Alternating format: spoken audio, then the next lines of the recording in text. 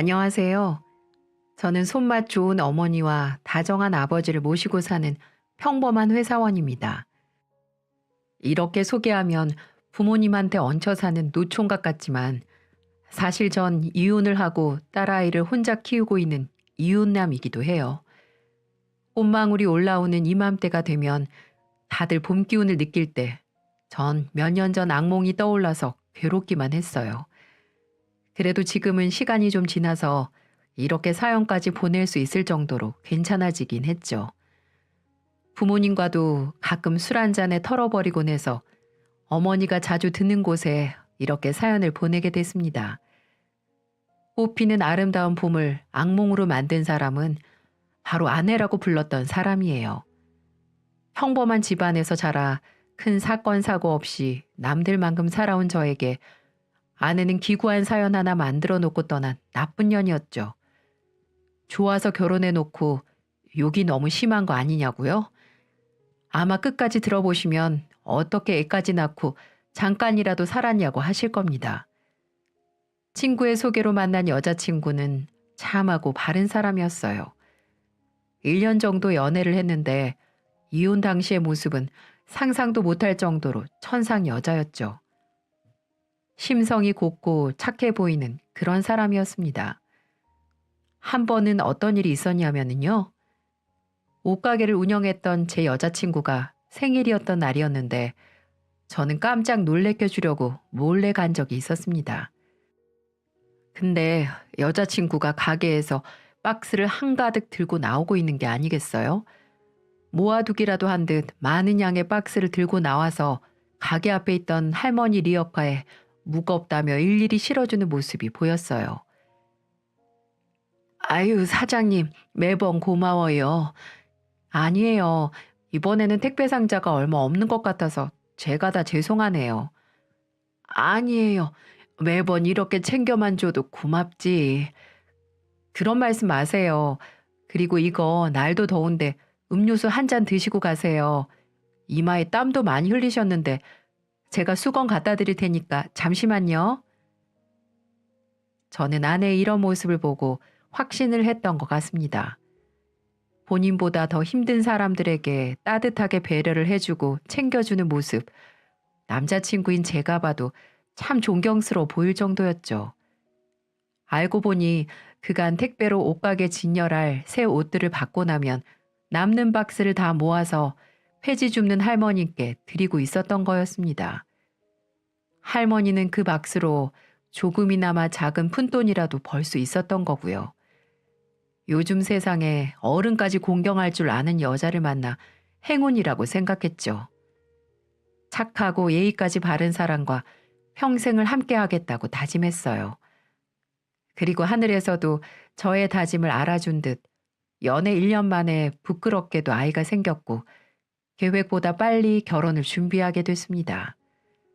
그런데 기뻐하는 저와 달리 여자친구의 표정은 날이 갈수록 어두워졌어요. 처음에는 예상 못한 임신 때문에 심란해서 그런가 했죠. 상견례 날짜를 잡고 이런저런 얘기를 하는데 여자친구가 갑자기 눈물을 보였어요. 제가 당황해서 여자친구를 안고 달래주며 물었습니다. 요즘 무슨 일 있어? 안색도 안 좋고 몸이 안 좋은 거 아니야? 그건 아니고 나 오빠한테 말 못한 게 있어. 다 말해봐. 우리 사이에 못할 말이 어딨어. 제 품에 안겨 울던 여자친구는 잠시 뜸을 들이더니 눈물을 닦고 저를 보고 말했습니다. 나 사실 부모님 이혼해서 따로 살아. 저는 처음 듣는 이야기에 조금 놀랐어요. 급하게 결혼을 준비하게 됐으니 서로의 집안에 대해 충분히 얘기할 틈이 없었죠. 그래도 전 괜찮았습니다. 그런 상황에서도 바르게 자라준 사람이라 생각하니까 더 책임감이 느껴졌어요. 앞으로 남은 생은 제가 옆에서 든든히 지켜줄 거라고 다짐했고 우는 여자친구에게 당당히 말했습니다. 그런 걸 뭐하러 그렇게 힘들게 말해. 괜찮아. 우리 부모님께 내가 잘 말씀드릴게. 이해해줘서 고마워. 나 믿고 결혼해줘서 내가 더 고마워. 여자친구는 눈물을 글썽였고 저는 그런 여자친구를 다시 한번 안아줬습니다. 이때까지만 해도 전 행복하게 잘 살 거라고 믿었어요. 그런데 이건 불운의 큰 그림자였다는 걸 전 시간이 지나서야 알게 됐죠. 드디어 상견례 날이 다가왔고 저는 여자친구와 먼저 도착해서 기다렸습니다. 그날따라 유독 초조해 보였는데 긴장을 해서 그런가 했죠. 그런데 여자친구는 다급하게 절 부르더니 어머니가 일이 생겨서 못 온다는 거예요. 가봐야 하는 거 아니냐고 했더니 괜찮다고 어렵게 자리 마련했는데 우선 저희 부모님께만 인사를 드리자고 했습니다. 어떻게 해야 하나 고민하고 있는데 때마침 부모님이 들어오셨고 여자친구는 안절부절 못하면서 인사를 드렸어요. 어머님 안녕하세요. 처음 뵙겠습니다. 반가워요. 우리가 늦은 건 아니죠? 아니에요. 딱 맞게 오셨어요. 오시는 길은 괜찮으셨어요? 괜찮았어요. 아유, 참하기도 해라. 여자친구를 본 어머니는 마음에 쏙 들어하는 표정으로 인사를 나눴습니다. 뒤이어 아버지가 들어오셨고 아버지도 반갑게 인사를 하며 들어왔죠. 아버지까지 도착하자 어머니는 사돈은 언제쯤 오냐고 물으셨고 여자친구가 난감한 표정으로 말했습니다. 아, 오는 길에 일이 좀 생겨서 못 오실 것 같아요. 죄송합니다. 급한 일이면 너도 가봐야 하는 거 아니니? 우리는 괜찮은데 괜히 잡아두는 것 같아서. 아니에요. 어머니가 저라도 잘 인사드리라고 하셨어요. 부모님께서도 걱정스러운 목소리로 말씀하셨고 여자친구는 침착하게 말했어요. 어쩔 수 없이 그날은 저희끼리 저녁 식사를 하게 됐죠. 이런저런 이야기를 하며 부쩍 친해진 것 같았어요. 자리가 정리되고 다음에 꼭 인사드리겠다며 부모님과의 인사를 끝냈습니다. 저희 부모님은 사돈들 분들에게 인사 좀 전해달라며 마지막까지도 당부하고 내려가셨어요. 다음을 기약했지만 저는 결혼식 전까지도 여자친구의 어머니를 뵙지 못했습니다. 약속을 잡으려고 하면 이런저런 일들이 꼭 생겼고 결혼식 전날 저는 결국 오늘은 지구 반대편에 계셔도 가보자고 했죠. 그런데 갑자기 여자친구가 펑펑 울면서 결혼식장에 어머니가 안 온다는 거예요. 너무 황당해서 되물으니 여자친구는 담담하게 말했습니다. 왜 안 오냐고 했더니 글쎄 자기도 왕래가 많지 않았고 엄마라고 생각도 안 한다는 거예요. 알고 보니 아내는 엄마가 자신을 낳아주기만 했지 어떠한 것도 해주지 않았다고 했습니다. 학비, 생활비 등 경제적인 도움은 일체 받은 적도 없었고 할머니가 거의 키워주다시피 해서 부모에 대한 사랑은 하나도 없다고 하더군요. 오히려 자기네들 살 길만 찾아가는 하이에나 같은 존재들이라면서 그런 사람들을 혼주석에 앉히기도 싫다고 했습니다. 심지어는 결혼식을 참석할 테니 500만 원만 빌려달라고 했다고 하더군요. 저는 그 소리를 듣고 기겁을 하고 말았죠. 어떻게 남도 아니고 당신 딸에게 이렇게 매정하게 나올 수가 있는지, 그동안 왜 아내가 부모님을 보여주지 않고 슬슬 제 눈치를 봐가며 피했는지 이해가 됐습니다. 저는 그런 아내를 꼭 안아주며 앞으로 내가 지금까지 사람들에게 받지 못한 사랑 채워줄 거라면서 안심을 시켜주었죠. 그러면서 제게 조심스럽게 한 가지 제안을 하더라고요. 그래서 그런데 혼주석 비우면 남들이 이상하게 생각할 거 아니야. 당신 식구들도 많은데 날 뭘로 생각하겠어. 그래서 요즘 나 같은 고아나 다름없는 사람들이 연기자를 써서 혼주석에 앉히고 한다고 하더라고. 미안한데 그렇게 해주면 안 될까? 굳이 그렇게까지 할 필요가 있어? 우리 그냥 당당하게씩 올리면 안 될까? 내 마음 모를 거야. 만약에 우리 부모님이 돌아가셨다고 하면 당당하게 그렇게 하겠는데 두 사람이 눈 딱하니 살아있는데 그럼 뭐라고 생각하겠어. 얼마나 집안이 콩가루 집안이면 딸 결혼식에도 안 오냐고 손가락질 할 거 아니야. 생각만 해도 끔찍해. 내 마음 좀 이해해주면 안 될까? 전 아내의 이런 모습에 황당했지만 오죽하면 그럴까 싶어 동의를 해주었습니다. 가장 행복한 날이라는데 생각만 해도 끔찍하다는 말을 듣고 어떻게 싫다고만 하겠어요. 저는 여자친구를 이해하기로 했습니다. 생각해보니 축하만 받아도 부족한 날 비어있는 혼주석을 보고 뒷말이 얼마나 많겠어요. 그래서 저는 여자친구의 뜻에 따르기로 했죠. 그리고 알고 보니 아내 말대로 인터넷에 혼주 연기자 구함, 알바 구함이라고 쓰니까 수많은 업체가 검색되더군요.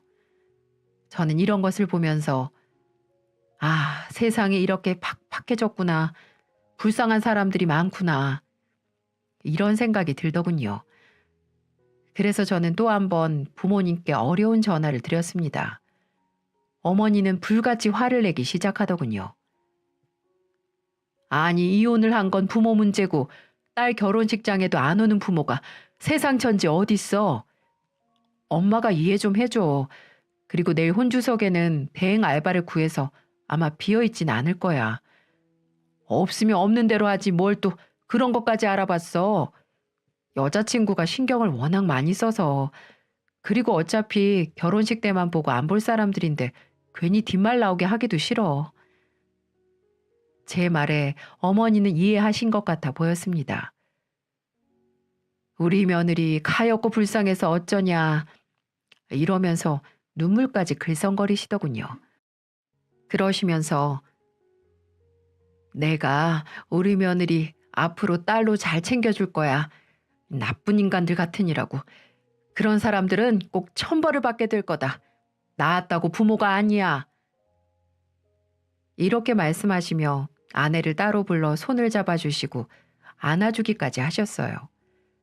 그렇게 우리는 저희 집안의 축복 속에서만 결혼식을 하게 됐습니다. 아내는 원하는 대로 혼주석을 비우지 않고 결혼할 수 있었고요. 처음에는 참 행복했어요. 하나에서 둘이 된다는 사실만으로 설레고 기쁘더군요. 아내는 처음에는 집안일도 잘하고 내조도 잘하며 아무 문제 없이 아내로서 며느리로서 참 잘했습니다. 하지만 배가 점점 불러오기 시작하면서 날이 갈수록 이해할 수 없는 행동들로 저를 숨막히게 하기 시작했습니다. 만삭이 되자 아내는 가게를 그만두고 집에서 출산 준비를 하고 있는 상태였어요. 그때부터 제가 아내가 조금이라도 쉬게 해주기 위해 집안일도 도맡아 하기 시작했거든요. 우리 아이가 건강하게 태어나길 바라는 마음으로 최대한 편하게 해주려고 했죠. 친구들도 마음껏 만나라고 제 카드도 줬습니다. 그러던 어느 날 분리수거를 하고 있는데 종종 엘리베이터에서 마주쳤던 이웃집 여자가 짐을 많이 들고 오길래 제가 좀 도와줬어요. 그러면서 이런저런 인사치레도 하고 분리수거를 끝내고 집으로 갔는데 아내가 거실 한가운데서 절 노려보고 있는 게 아니겠어요? 무슨 일이냐고 물어보니 대뜸 화를 냈습니다.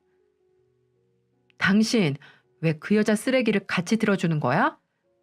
아, 그 사람 엘리베이터에서 종종 마주치던 사람인데 쓰레기가 많아서 힘들어 보이더라고. 그래서 모른 체 할 수 없어 좀 도와줬지. 뭐? 냄새 나는 쓰레기를 들어줄 정도로 친한 사이야?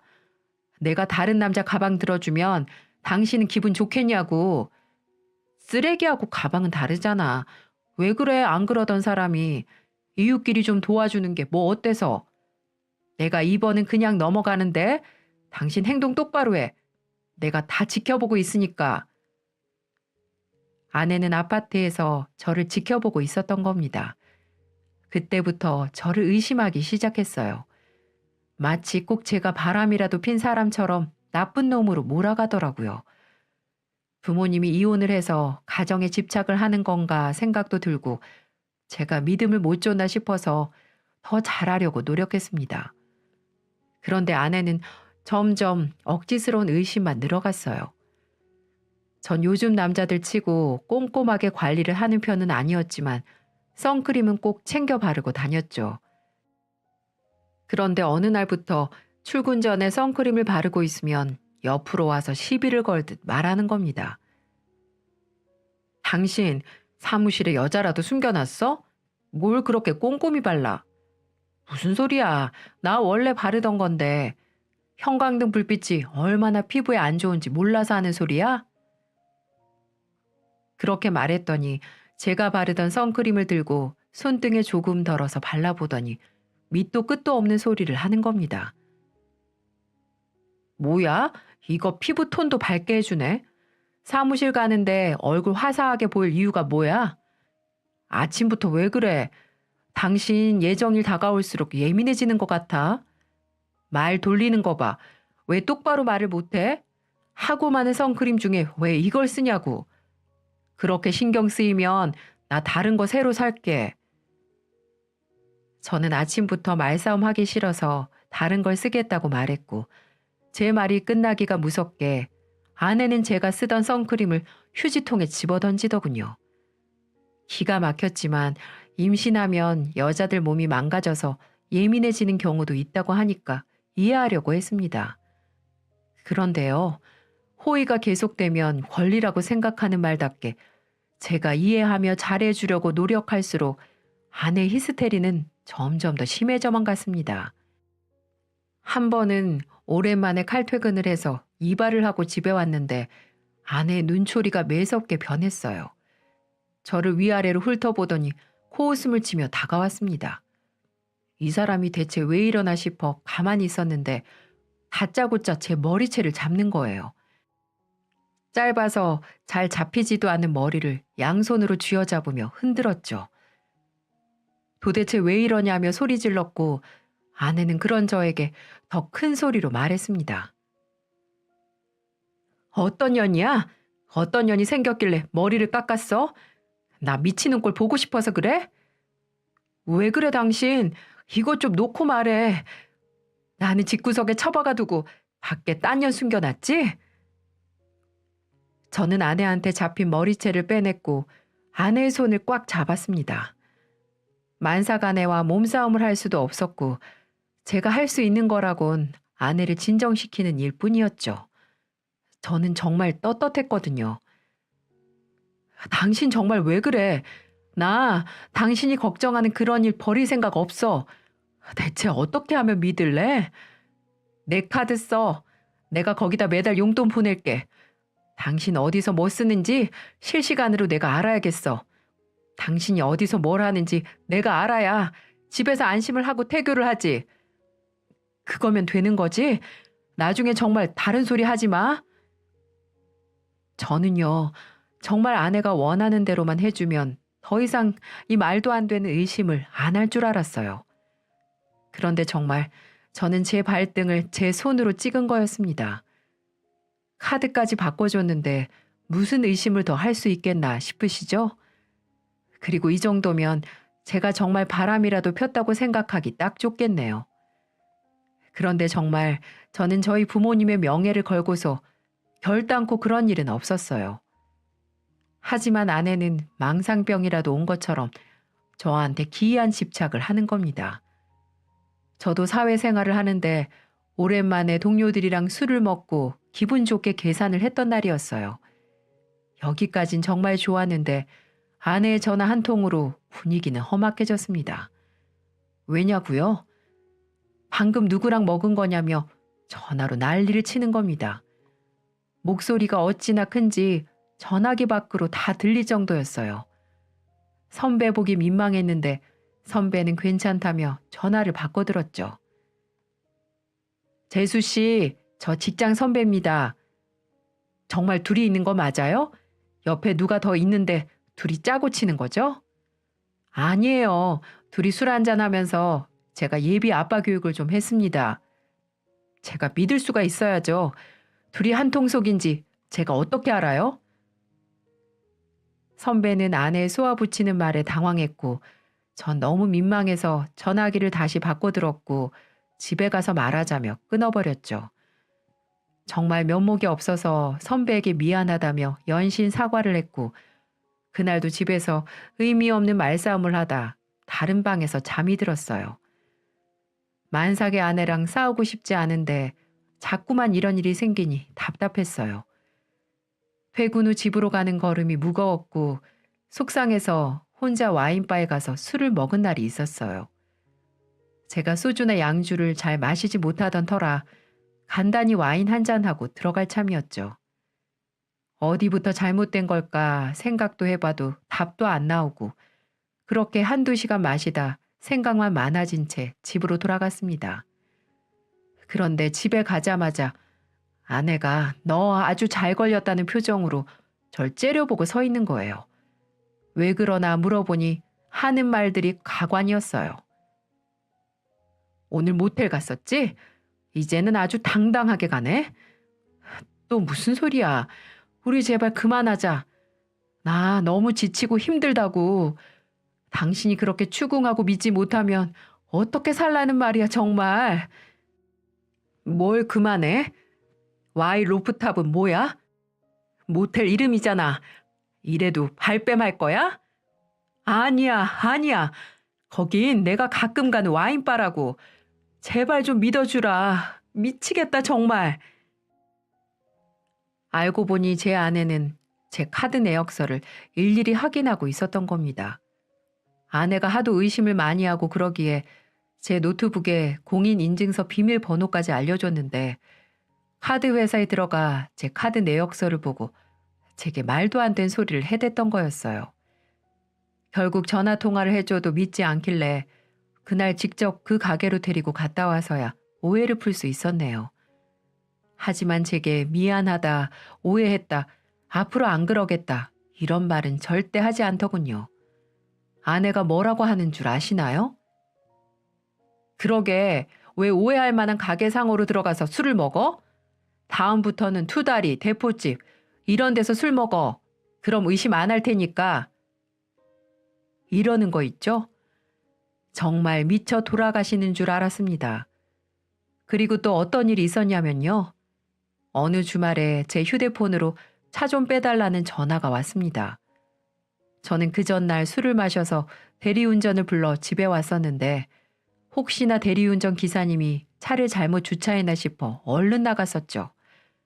근데 아내는 글쎄 차 빼달라는 전화를 엿듣고는 저를 따라 내려왔고 주차장에서 전화하신 분께 죄송하다며 차를 빼주려는데 갑자기 아내가 나타나서 차 주인 여자분을 머리채를 잡아버리는 거 있죠? 만삭의 몸으로 지금 생각해도 참 대단한 여자예요. 그 정신으로 태교에 집중했으면 우리 딸은 천재로 태어났을 겁니다. 주말 아침 차 좀 빼달라고 전화했던 그 여자 차주는 겨우 아내 소나기에서 빠져나왔고 제 아내를 보고 소리쳤어요. 이 아줌마가 정말 미쳤나? 갑자기 뭐예요? 내가 니네들 붙어 먹은 거 모를 줄 알고? 너지? 어제 내 남편하고 술 먹은 여자? 저 오늘 이 아저씨 처음 봐요. 도대체 뭐 하시는 건데요? 아직도 정신을 못 차렸네. 뚫린 입이라고 발뺌하면 다야? 결국 그날 차주 여자분은 경찰에 제 아내를 신고해버렸어요. 덕분에 저와 아내는 경찰차에 함께 가서 조사까지 받는 처량한 신세가 되고 말았네요. 만삭의 몸이라 심하게 말도 못하고 그렇다고 이대로 가만히 두면 안 될 것 같고 정말 하루하루가 너무 지옥과도 같았어요. 하지만 시간은 제 마음도 모른 채 잘 흘러가기만 하더군요. 다행히도 아내는 건강한 딸아이를 출산했어요. 병원으로 온 부모님도 손주를 보며 기뻐하셨습니다. 저는 이제 다 제자리를 찾았다고 생각했죠. 어머님은 하나뿐인 손주가 딸이라 더없이 기뻐하셨어요. 아유, 어쩜 이렇게 예쁠까. 엄마를 쏙 빼다 박았네. 우리 며느리가 아주 큰일을 했네. 이 시애비가 용돈 두둑히 줘야겠다. 필요한 거 있으면 뭐든지 말해라. 이렇게 기쁘고 경사난 날 춤이라도 추고 싶구나. 그래, 나도 마찬가지다. 너무 고맙구나, 고마워. 우리 며느리 사랑한다. 어머니랑 아버지는 하나뿐인 며느리가 예쁜 손녀를 낳았다며 용돈까지 챙겨주시고 무척 행복하시다고 말씀도 해주셨습니다. 그런 부모님의 모습을 보니 다시 마음 다잡고 잘 사는 모습을 보여드려야겠다고 생각했죠. 하지만 저의 기대와 달리 행복은 물거품처럼 오래가지 못하고 금방 꺼져버렸습니다. 어느 날 갑자기 장모라는 사람이 나타나면서 사건이 벌어지게 되었죠. 대뜸 이제 막 태어난 손주를 보고 싶다는 겁니다. 결혼식에도 안 나타나던 여자가 장모라며 외할머니 노릇까지 하려는 걸 보니 황당하기 그지 없었어요. 대체 우리가 언제 봤다고 절 보고 우리 사위 하며 제 손을 잡으며 반가워하는데 기가 막혔지만 어쨌든 인사는 했습니다. 반가워요. 우리 딸 프로필 사진에 있는 결혼 사진보다 실물이 훨씬 낫네. 아, 네, 안녕하세요. 무슨 일로? 내가 뭐 못 올 때라도 왔나? 딸이 출산을 했는데 친엄마가 올 수도 있지. 아, 그런 말은 아니고 결혼식장에서도 못 봤는데 여기서 보니까 좀 어색해서요. 뭐 그거야 차차 친해지면 될 일이고 내가 딸 하나는 예쁘게 잘 낳았어. 애 낳고도 저렇게 예쁜 사람 없다. 원래 남자들 여자 애 낳고 나면 아내가 여자로도 안 보인다며. 초면에 장모님이라고 부르기도 어색한데 말도 안 되는 소리 하실 거면 들어가 볼게요. 그렇게 다시 아내한테 가려는 제 옷을 붙잡는 거예요. 그러고는 저를 잡아 끌며 이야기했습니다. 아유, 성질 급하기는 다른 게 아니고 나 2천만 빌려줘. 아니, 다짜고짜 나타나셔서 그게 무슨 말씀이세요? 내가 우리 딸 예쁘고 곱게 낳아줬고 게다가 이렇게 건강한 손주까지 보게 해줬는데 내 공도 인정해줘야지. 정말 기가 막혔죠. 그런데 사람들 왔다 갔다 하는 병실에서 상도덕도 없는 아줌마랑 무슨 말을 하겠어요. 그리고 여기서 입 잘못 열었다가는 머리채를 잡힐 것만 같았습니다. 일종의 트라우마였나 봐요. 마침 내일 퇴원이라 짐 정리도 해야 되고 정신없어서 일단 내일 연락드리겠다며 택시비 2만 원을 드리면서 먼저 가라고 했습니다. 장모는 내일은 제가 돈 줄 거라 생각했는지 콧노래를 부르며 택시를 타고는 신나서 집에 가더군요. 다음 날 퇴원을 마치고 집에서 쉬고 있는데 어김없이 장모한테 전화가 왔습니다. 집에 잘 왔냐, 애는 어떠냐 묻지도 않고 돈 얘기를 바로 꺼내시더군요. 엄마 노릇도 제대로 안 하던 사람이 외할머니 노릇이라고 하겠어요? 처음부터 기대도 안 했고 아내도 평소에 엄마라면 치를 떨어서 제가 싹을 잘라야겠다 싶었죠. 우리 딸한테 이런 외할머니를 보여줄 순 없잖아요. 저는 다른 방으로 가서 아내 몰래 장모 전화를 받았습니다. 사위, 내 목소리 기억하지? 돈은 준비됐어? 내가 좀 급한데. 저기요, 아줌마. 딸이 애 낳고 집을 왔으면 잘 왔는지 손주는 어떤지 묻는 게 순서 아닌가요? 아줌마? 지금 장모한테 무슨 말본세야? 내가 다 물어보려고 했어. 결혼식장에서도 전 뵌 적이 없는데 어떻게 장모예요? 기가 막혀서 없으면 없다고 해. 괜히 객기 부리네. 어디서 돈 냄새 맡고 기생하려고 찾아왔으면서 뭐가 어쩌고 저쩌요? 너 지금 말 다 했어? 기생? 미친놈이 너 말 다 했어? 적당히 하세요. 나이 들어서 이러는 거 추하니까요. 이제 저도 할 말 없고 다시는 제 와이프랑 우리 딸 앞에 나타나지도 마요. 저는 이렇게 하고 싶은 말을 전부 쏟아내고 시원하게 전화를 끊었습니다. 뻔뻔하게 갑자기 나타난 꼴이 한 번 주면 계속 나타날 것 같아서 아예 차단해버렸죠. 전화를 끊고 나오는데 아내가 앞에 서 있었습니다. 아내는 기가 막히다는 표정으로 절 보면서 말했죠. 이게 무슨 황당한 시츄에이션인지 지금 생각해도 부글부글 끓는 것만 같네요. 당신 웃긴다. 우리 엄마한테 뭐 하는 짓이야? 엄마? 평소에 나보다 더 욕하던 사람이 당신이잖아. 꼴도 보기 싫다며. 욕해도 내가 욕하는 거랑 당신이 욕하는 게 같아? 지금 우리 집 콩가루라고 무시하는 거지? 장모님이 갑자기 나타나서 돈 빌려달라고 하는데 그럼 그걸 고분고분 듣고 있냐? 맞네. 없는 집구석이라고 무시하는 거. 그런 당신 집도 그렇게 넉넉한 건 아니잖아. 진짜 왜 그래? 우리 딸도 태어났는데 밑도 끝도 없이 트집 잡는 거 그거 좀 그만해. 저는 이제 지칠 대로 지쳐버려서 아내한테도 말이 곱게 안 나오는 지경이 되었습니다. 머리가 지끈지끈거렸죠.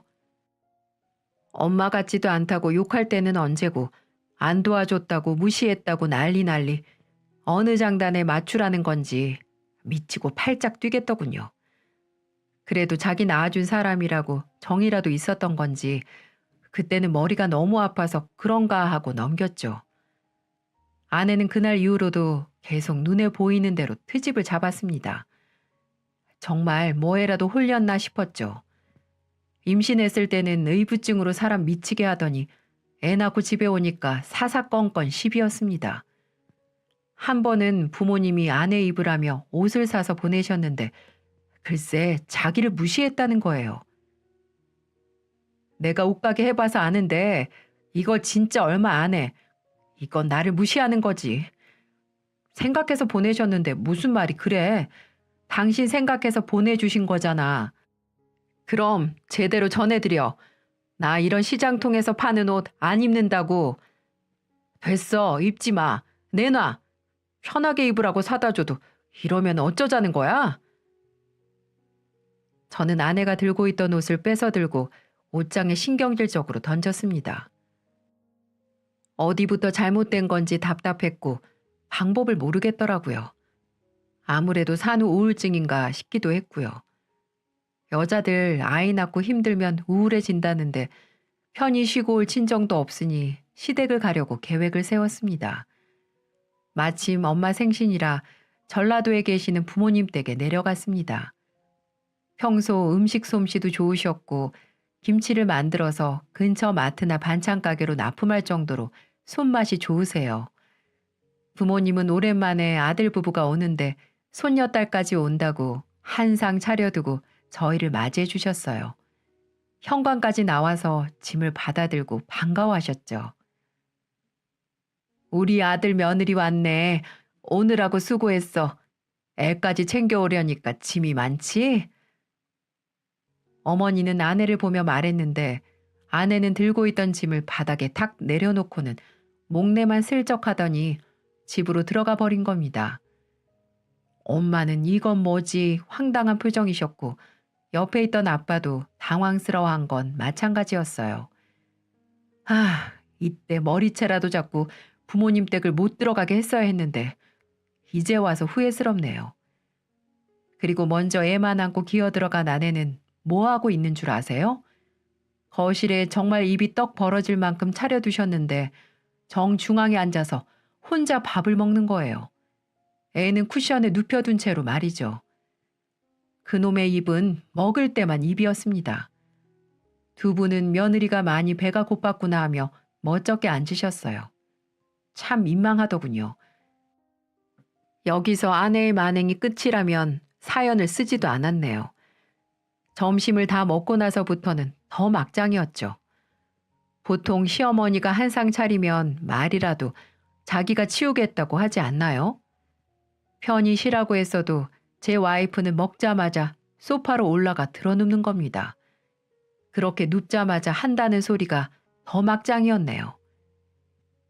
어머님, 제가 요새 애랑 씨름을 했더니 너무 피곤해서 손 하나 까딱 못하겠어요.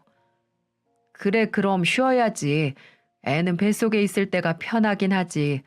신경 쓰지 마라. 내가 치울게. 어머니는 당황하신 것 같았는데 이미 누운 채로 떠들고 있는 거예요. 저는 와이프의 행동에 화가 났고 부모님이 부엌으로 가시자마자 아내한테 말했습니다. 당신 대체 왜 그래? 여기 오는 내내 화난 사람처럼 말도 안 하고 그때 옷 때문에 그래? 생각해보니까 다른 며느리들은 애 낳으면 현금도 턱턱 준다는데 나는 꼴랑 300만 원 받고 미역국 먹었잖아. 당신 내 친구 알지? 걔는 7천만 원짜리 차 뽑아줬더라. 요즘 그게 대세라는데 난 시장 구석에 파는 옷이나 받고 아휴 며느리 대접도 안 해주는데 나라고 시댁 와서 체면 차려야 되나 싶네. 맞습니다. 저희 아버지가 300만 원밖에 안 줬다고 입을 대빨 내놓고는 시위를 한 거였어요. 저희 찢어지게 가난한 것도 아니에요. 어머니가 하시는 김치 사업은 점점 규모가 커지고 있어서 못 준 게 아니었는데 아버지한테 왜 그것밖에 안 줬냐고 누가 그럴 수 있겠습니까? 그리고 마음이 중요한 거잖아요. 이때라도 집을 나왔어야 했는데 저는 뭣도 모르고 버티다가 부모님 가슴에 대못을 박았습니다. 대자로 뻗어있는 아내를 더 이상 설득할 수 없어서 제가 부모님을 도와 상을 다 치웠어요. 저는 속으로 벼르고 벼르기 시작했습니다. 한 번만 더 실수하면 단단히 교육을 시킬 작정이었어요. 어머니는 제 마음을 아는지 제 손을 잡으며 그러지 마라. 오죽 힘들면 그러겠니. 친정엄마가 와서 애도 봐주고 보살펴주고 해야 되는데 우리 며느리는 그러지도 못하지 않니. 너무나 불쌍해. 그러니 네가 한 번이라도 더 참아. 이렇게 말씀하시며 제 화를 삭히라고 당부를 하시더군요. 그래서 참았습니다. 그렇게 아버지랑 둘이 정리하고 거실로 나왔는데 아내는 여전히 누워 있었죠. 정말 친정을 오기라도 한 것처럼 말이에요. 아버지가 와도 꿈쩍 안 하다가 어머니가 커피를 타오니까 벌떡 일어났습니다. 그리고는 한다는 소리가 대박이었죠. 어머니, 저는 아메리카노 좋아하는데 할머니들 먹는 믹스커피를 어떻게 먹으라고. 어머니는 아내의 말에 당황했고 미안하다며 사과를 하시는 거예요. 저는 더 이상 참을 수 없어서 타박을 했죠. 당신, 우리 엄마가 밥도 해주고 커피까지 내왔으면 잘 먹었다는 말 정도는 해야 하는 거 아니야? 아니, 왜 이렇게 싸가지가 없어? 이 사람이 보자 보자 하니까. 내가 출신이 거의 고아나 마찬가지여서 그런지 나를 며느리로도 생각 안 하고 우습게 본 것 같잖아. 내가 뭣도 모르고 꼴랑 300만 원 받고 아버님께 감사한다고 했더니 어머님은 시장 통해서 옷을 사다 주질 않나. 이젠 믹스 커피까지 주시니까 그런 생각하지 않겠어? 서럽다 정말. 그 입 안 다물어? 당장 일어나 올라가자.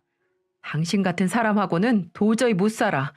언제까지 불쌍한 척 고아인 척 코스프레 하면서 사람들 동정심을 얻으려고 그러냐? 이제 나도 질린다 질려. 저는 들고 있던 커피잔을 내려놓고 자리에서 일어났습니다. 뭐가 그렇게 당당한지 두 눈을 똑바로 뜨고 쳐다보더군요. 그때 아버지가 그만하라며 저를 잡아 끌며 말했습니다. 그만해라. 내가 핸드폰으로 돈을 보내다 보니까 1,000만 원을 보낸다는 게 300만 원이 갔었니? 요즘 내 눈이 침침해서 그래도 오랜만에 모였는데 기분 좋게 놀다 가야지. 마음 풀고 쉬어라. 아내는 아버지의 말을 듣고도 피곤하다며 다시 소파에 드러누웠습니다. 아마 아버지가 말한 1,000만 원도 친구보다 한참을 못 미치는 금액이라 저랬던 것 같아요. 아마 아버지가 그때 7천만 원 주겠다고 했으면 절대 저렇게 행동 안 했을 것 같았죠. 부모님은 아내에게 피곤하면 쉬라고 하셨고 저한테는 김치 담글재로 손질 좀 하자며 마당으로 가자고 했습니다. 저는 나가면서 아버지께 돈은 안 보내주셔도 된다고 말했어요. 아버지, 돈 보내지 마세요. 저 사람 버릇 나빠져요. 계속 이렇게 잘 대해주시면 저 여자는 더 기어오른다고요. 제가 이런 말씀까지 드리기 좀 그렇지만 역시 가정교육이라는 게 중요한 것 같아요. 부모 사랑 없이 할머니 손에 자라다 보니까 뭐가 옳고 그른지를 모르는 사람이에요. 그러니 아버지, 제발 아들 믿고 기다려주세요. 그래도 아가가 많이 실망한 것 같은데 조금 더 보내줘야 하지 않을까? 됐어요. 그동안 반찬 많이 보내주셔서 저희 얼마나 잘 먹었는데요. 그걸로 좋게요. 시부모가 손가락으로 찌르면 며느리가 내 아들 송곳으로 찌른다더니 이 아빠가 미안하다. 아니에요. 그런 말씀 하지 마세요. 이제는 결정을 내릴 때가 된 것 같아요. 저는 아내가 그 돈을 받는다고 달라질 사람이 아니라는 걸 잘 알고 있는데 돈 보내면 밑 빠진 독에 물 붓기라고 생각했습니다. 아버지도 나중에서야 수긍한 듯 고개를 끄덕이시더군요. 참 우리 아버지 어머니는 심성이 워낙 착하신진 몰라도 아내가 살아온 과정 환경 등을 생각하시면 마음 아프시다며 뭐든지 저렇게 잘해주시려고 하셨는데 지금 생각해보면 아내가 앞으로 이런 시부모님을 만날 수 있을지 의문이 들기도 하네요. 지복을 스스로 찬 거겠죠 뭐. 아무튼 마당에서 고된 노동을 끝낸 부모님과 저는 오후 늦게가 돼서야 끝낼 수 있었죠.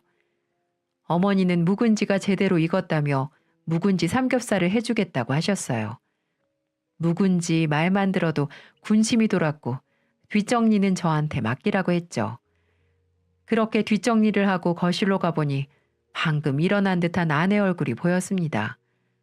화는 났지만 싸워도 부모님 안 보는 곳에서 싸우자 하고 참았죠. 어머니는 3년 된 묵은지가 아주 맛있다며 김치를 쭉 찢어주셨어요. 그런데 그 순간 아내의 대박 돌발 행동이 펼쳐지게 됩니다. 아유, 우리 며느리 일어났니? 이 묵은지 김치 아주 맛있는 거야. 자, 입 벌려봐. 내가 먹여줄게. 아, 저리 치워요. 시궁창 냄새 나게. 요새 누가 이렇게 냄새 나는 걸 먹어요? 저 거지 아니거든요? 마당에 있는 개나 주세요. 그 순간 아내가 밀친 어머니의 손이 김치통을 쳤고 그 바람에 어머니의 3년 된 묵은지가 다 엎어져 버렸어요. 기가 막히고 코가 막힐 노릇이었죠. 아버지도 화가 난 듯 소리치셨습니다. 너 시어머니한테 뭐 하는 짓이니? 그러니까 사람이 먹을 만한 걸 줘야죠. 어디 개가 먹을 만한 걸 줘요? 아우, 냄새. 그리고는 바닥에 있는 김치를 쓰레기통에 버리는 거예요. 어머니가 애를 써서 만든 김치가 눈앞에서 쓰레기통으로 들어갔고 그마저도 더러운 듯 발로 밀었습니다. 저는 그 순간 이성을 잃고 말았어요. 참지 못하고 아내의 뺨을 세차게 날려버렸죠. 야, 이 개 같은 여자야. 뭐? 엄마가 정성스럽게 준 김치를 개나 먹으라고? 그리고 감히 쓰레기통에 버려? 인연이 오냐오냐 하니까 이 세상이 다 만만해 보이지? 당장 꺼져 이년아. 너는 우리 집에서 며느리 대우받을 자격도 없는 년이야. 뭐? 말 다 했어? 그리고 감히 날 때려? 너 내가 감빵 넣어줄게. 아내는 자신의 행동에 반성도 하지 않은 채 곧바로 경찰에 저를 신고해버리더군요. 저는 폭행죄로 기쁘게 내려가던 부모님 집에서 경찰차를 타고 끌려가는 신세가 돼버렸습니다. 정말 수치스럽고 제 인생에 있어서 가장 분노가 끓는 하루였어요. 하지만 오히려 생각해보니 저를 경찰에 신고를 해준 게 잘 됐다는 생각도 들더군요. 이걸 계기로 확실히 끝을 맺을 수 있다는 생각이 들었으니까요. 자신의 불우한 가정 환경을 빌미로 우리 가족에게 상처를 주는 그년을 가만히 두면 안 된다고 생각했습니다. 그래서 저는 곧바로 이혼 소송을 걸었습니다. 그랬더니 해보라면 해보라는 태도로 적반하장으로 나오더군요. 그래, 나도 이렇게 없는 집구석에 미련 없어. 차도 한 대 못 사주면서 정말 못 살겠다. 그리고 애는 네가 키워. 결혼해야 되는데 혹 달고 어떻게 결혼해? 발목이나 잡히지. 이제야 본색이 나오네. 네 인생 안 봐도 뻔하다. 지금껏 같이 살아준 것만으로도 넌 감사하게 생각해라. 이 불쌍한 년 같으니라고. 결국 저는 양육권을 가져왔고 순조롭게 이혼을 했습니다. 갈라서고 나니까 어찌나 속이 시원하던지 저렇게 양육권 깔끔하게 포기하는 게 엄마라는 게 기가 막혔지만 인생 자체가 막장인 여자라 조금이라도 빨리 나온 게 다행이다 싶었죠. 저는 이혼하고 혼자 애를 키우려니 벅차서 고향으로 내려와 어머니의 김치 사업을 도왔습니다. 어느덧 3년이 흘렀고 입소문이 전국으로 퍼져서 이제는 대형 유통업체를 통해서 납품을 하고 있어요. 얼마 전에는 TV에도 나오셨죠. 그래서인지 주문량이 더 늘어났습니다. 제 딸아이도 어느덧 커서 재롱을 부렸고 그런 딸을 보면 하루 피로가 다 녹아내렸어요. 좋은 소식 가운데서도 간간히 이혼한 아내의 소식이 들렸습니다.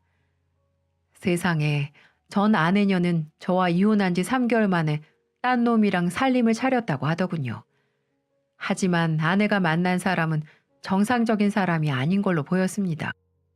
툭 하면 그 남자에게 맞고 돈 뜯기고 생활비 한번 갖다 주지 않아 거의 거지 같은 인생을 살고 있다가 얼마 전에 이혼했다고 하더군요. 이 얘기를 누구한테 들었냐고요? 바로 당사자한테 들었으니 자세히 알 수 있었죠. 어느 날 제게 전화 와서는 여보, 잘 지내? 우리 딸 많이 컸겠다. 누가 네 여보야 이년아. 그리고 이제 와서 뭐 딸? 누가 네 딸인데? 혹이라며. 네 발목 잡는 혹. 과거는 있자. 다 지나간 일인데. 그리고 어머니 요즘 김치 사업 잘 되시나 봐. 인터넷에 올라온 기사 봤어. 잘 지내셔? 아주 잘 지내셔. 너한테 너무 고마워하시더라. 젓갈로도 못 쓸 년 사라졌다고 2발 뻗고 지내셔. 너랑 이혼한 덕분에 우리 아들이 도와줘서 이렇게 승승장구할 수 있으시다고 말이야. 아직도 화 많이 나셨어? 그때는 실수였어. 말씀 좀 잘 드려주면 안 될까? 얼마 전에 이혼당했다는 여자가 또 무슨 꿍꿍이냐?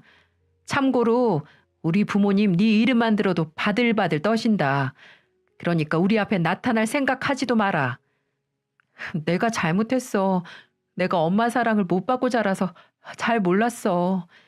또 불쌍한 척 오지게 한다. 그럼 우리 딸이라도 보여줘. 그 정도는 해줄 수 있잖아. 지 딸 놔두고 도망간 여자가 딸을 왜 찾아? 너도 딱 보니 네 엄마랑 똑같은 여자야. 그리고 양육비도 한 번도 안 준 여자가 어디서 보여달래. 정 보고 싶으면 지금껏 밀린 양육비 가져와. 법대로 해줄 테니까. 뭐 거지됐다고 했으니 평생 못 볼 테지만 말이야.